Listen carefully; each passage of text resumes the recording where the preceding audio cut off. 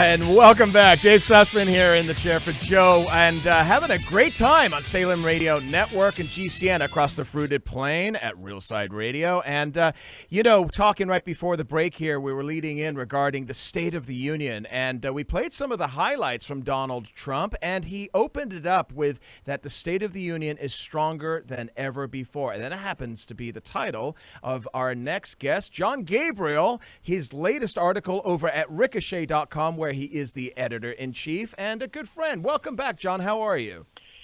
Doing great. How about you? I'm doing really well. Thanks for joining us in this slow news period. I know it's just boring. Nothing happening. We're skipping rocks right now, just trying to wonder what we can talk about. But holy cow. So, okay, yeah. Let's go straight to the State of the Union, because I want to talk about the reaction that we saw from the Democrats as Donald Trump was essentially standing up and talking about the promises of different policies that every Democrat loves. I mean, what is it that they have a problem with Family Work Leave Act? You and I are sitting there as conservatives going, wait a minute, we kind of have a deficit problem here, but they were sitting on their hands. Are the Democrats just, can they just not come to the table because of the hatred of this president? Yeah, they have utterly lost their minds, and it's just beyond me. This is just emotion over reason, because after they lost, they barely lost in 2016, and anyone with an ounce of common sense would say, wow, that was close, let's slightly moderate our message, and we can probably beat them next time. It's just, that's the logical way to go. Instead, they have wasted 3+ years on this impeachment fantasy that everybody knew they would impeach him in the House, and everybody knew they would acquit him in the Senate. It's exactly what happened. You have the Iowa debacle going on. They want to take over our health care, make them all electronic health records so they can't count votes in a smaller state. And then the State of the Union, where basically Trump just took the timber to him, man. He got out of 2x4, whacked him. And also, and I think Van Jones had it last night, I had written my article before seeing his comments, but boy, he is going directly for the most solid block of Democratic voters, that's African Americans. And he's not doing it by saying nice words or lofty rhetoric or vague promises for the future. He's saying, here are the results of 3 years of me in office. Lowest unemployment for African Americans ever. African American poverty at the lowest rate ever. And you can't, dispute these things. Democrats are just kind of sputtering. It's a lie. He's a racist. But, hey, here are the results. And vote in your own interest like you would reach out to any voter. And, boy, after that, I think they should be panicked. And Van Jones mentioned on CNN, he's like, you white people on this panel don't understand. He's speaking right to the African-American voters right here. And I think he has a wonderful case to make. If he can peel off only like 5% of that vote from the Democrats, it's going to cause wreak havoc in the Electoral College for him in 2020. Yeah, Jon, I met Van Jones a few years ago, and he told me point blank, he says, if Democrats lose more than 8% of the vote, of the black African-American vote, they do not win the White House. And we've got polls that are coming out right now all across the board. There's multiple polls, so everybody says they're legitimate, that they are trending right now. Black support for this president doesn't turn to votes, but black support for this president is between 30 and 40%. Now, if you half that, you are still well above 8%. And so you could see the CNN panels, and you could see the folks that are out there. They're like, that's our demographic. What are you doing? You can't go after them. Right, and I think there kind of has been this gentleman's agreement between Democrats and Republicans that Republicans will just stay in their lane, be content with suburban and exurban and rural voters, and don't come into our voting blocks at all. But Trump's just like, forget that. I love these people. I'm improving their lives, and I'm going to keep improving them. Might as well support me. So good for him for just breaking that down. And, again, not doing it just by lofty rhetoric and promises and maybe, laying a wreath at the MLK monument on his birthday, but instead saying, no, here are facts. Your incomes are higher than they've ever been.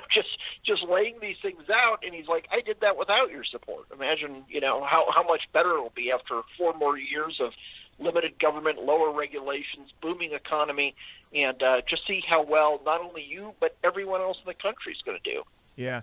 People are watching this. They're watching the State of the Union. They're watching the impeachment vote. Polls, President Trump has got the highest poll numbers he's had of his presidency. And these polls right now are higher than Obama was at this time, Bush was, Clinton was, and so on. So he's doing something. What is it that you think that, you and I are kind of in our own little echo chamber here in conservative media or right of center media, but mainstream people, what do you think they're seeing right now and how are they feeling about this president and the Democrats?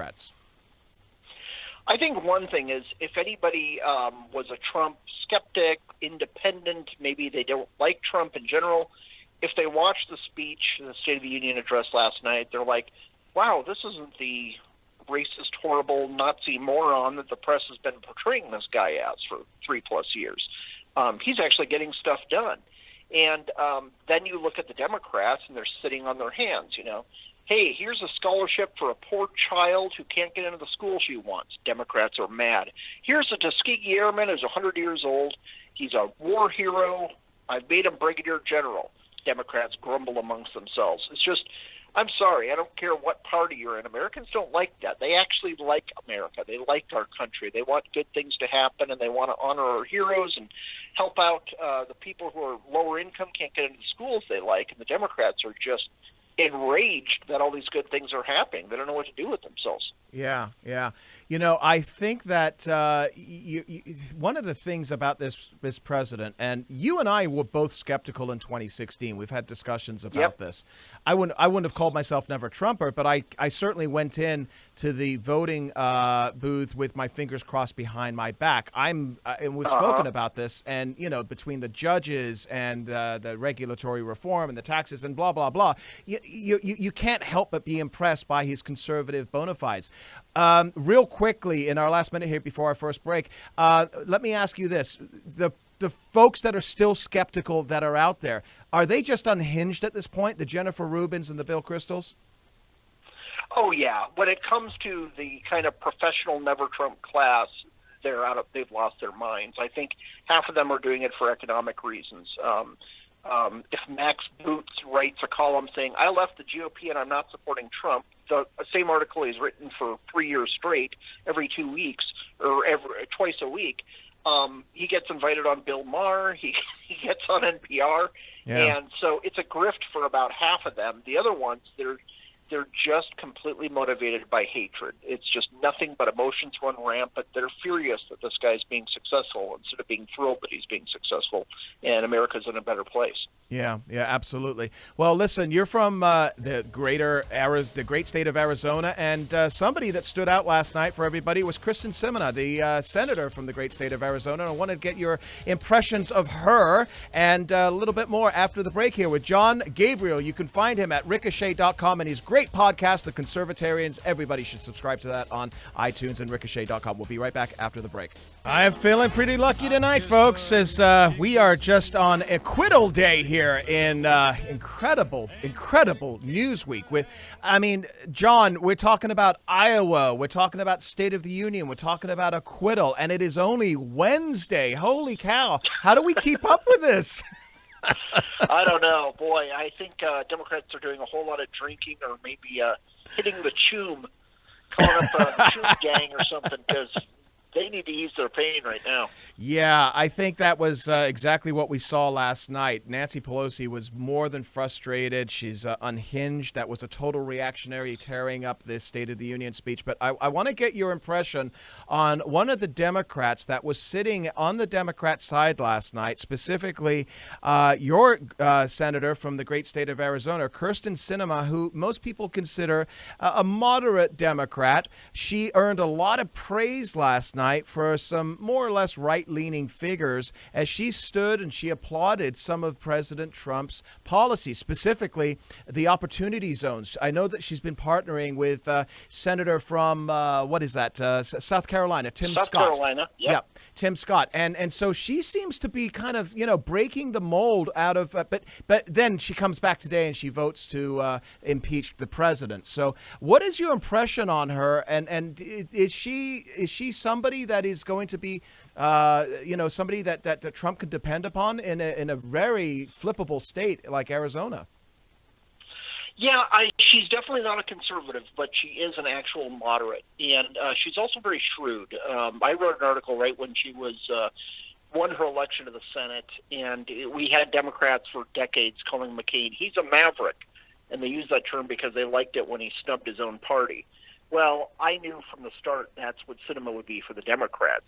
Arizona is interesting. We aren't as much conservative or liberal as we are contrarian. We like kind of sticking a thumb in the eye of people in D.C. and New York City. And, if everybody says, hey, Arizona, you need to adjust to daylight savings time, way back when Barry Goldwater just said, no, I don't think so. Yeah. You're telling us what to do. I'm going to do the opposite. And so the attitude is kind of contrarian, and we like someone who stands up to the party, at least sometimes. She voted for both articles, the impeachment, but I think she knew she was going to do that, and that's one of the reasons she stood and applauded all the common sense wonderful things that are happening in the State of the Union. She doesn't care that Nancy Pelosi is giving her the stink eye. She doesn't care that the other Democratic senators are horrified that she would applaud this horrible, horrible Republican, because she understands her constituents. She was my representative for several terms. I think it was 3 terms. And anytime you got a mailer for her, you would think she was, a general in the Army. It was nothing but waving flags and military families, and she's focused like a laser on fixing the VA. So she understands her constituents. And I think in her heart of hearts, she's more further to the left, but she's shrewd enough to understand, hey, if I want to keep this gig, it's a nice gig, I better do what the voters want. And that's what Arizona wants. We want someone who at least will respect conservatives and try to get their votes rather than just saying, oh, you're all racist and sexist and homophobes, which is apparently what Democratic candidates for president think will be a winning message for November. See, this is where I'm really happy to hear this, because although she's a Democrat and on the big important votes like impeachment, she fell in line with her caucus, but she was sitting there last night between 2 former presidential candidates, who was it, Kamala Harris and Kyrsten Gillibrand, right? And they're Right. sitting there in their, their women's suffragette white, and she's jumping up in her purple, beautiful dress. And I'm thinking to myself, why aren't there more moderate Democrats like that? Because there certainly are a bunch of moderate Republicans, relatively speaking. Where's the Democrat Party today going when somebody like her is left out in the cold and she's the only one standing up applauding? Yeah, and good for her for not just caving into the pressure from her caucus. She wore purple when every other woman there was wearing white. That sent a message, too. She's trying to be like this purple candidate. And I think what she's doing is just common sense, and it's amazing to me more Democrats don't follow up on it, especially when you're in a red or maybe kind of a state that can go either way. Arizona has been Republican for the past a little over a decade until she won, and that's like every level of state office. It flipped a bit when she was elected. A few Democrats got into it, but traditionally Arizona really is just kind of an independent attitude. There are more independents than there are Republicans or Democrats here. It's just how people register, and they want to hear about someone doing the things they care about. They don't really care as much as about the D or R after your name. It's just show us results, and that's what she's focused on. Why more politicians don't do that, it's utterly beyond me, and this is why you see foolishness like we've seen from Schiff and Pelosi et al. On just pursuing this insane strategy of impeachment that everybody knew was going to end in disaster for them. If they would have focused on slight improvements to health care, a couple other small ball issues, they'd have a lot more support from their own party, let alone people in the middle like moderates. Yeah. Again, some of the policies and issues that President Trump spoke about last night, and I thought it was an outstanding speech, and I think everybody agrees, especially if you like the president or like his policies, it was a good speech. But some of the policies he brought out, and specifically, the Family Leave Act, and he's talking about, adding basically, Medicare and changing health care, and he didn't give any policy decisions on that. But when he's talking about pre-existing conditions, that the wheels are just spinning, 1,000 miles an hour on the national debt clock. We're at $23 trillion. As a Barry Goldwater Institute guy yourself, share with me your impressions on that. Is it a concern that we no longer have a fiscal conservative as a president, as in the Republican Party? Yeah, it definitely is to me, but it's kind of frustrating because neither party, at least Trump is open about not caring about the debt. What we're used to is Republicans who say, oh, I'm going to pay down the debt and remove the deficits, and they just spend. So at least he's being open about it. But that is my big concern with his administration. But, of course, Obama doubled the debt. Bush before him doubled the debt. It's just both parties are doing it. Congress is controlled by both parties, just want to spend. And I think for voters in America, there will need to be the equivalent of another housing bubble. And if there's a debt bubble that bursts, we got nothing to pay it off. So hopefully the improvements in the economy will help pay down some of this. But boy, we're nearing a tipping point, and hopefully the good times will keep rolling and we can pay that down a bit with economic expansion. That's the goal as a conservative, and it's, I hate to use the word because it's just basically been marginalized, but it is a trickle down. And the goal for everybody, if the tax revenues are coming in because the economy is doing well, manufacturing is moving back, they've expatriated over $1 trillion from companies that moved overseas that are now coming back. This is all good news, and I agree with that. But at the same time, he's standing up there and he wants to turn LaGuardia into South Korea's airport and infrastructure and everything else. And the Democrats will never think it's enough. Republicans think it's too much. Is there a middle ground?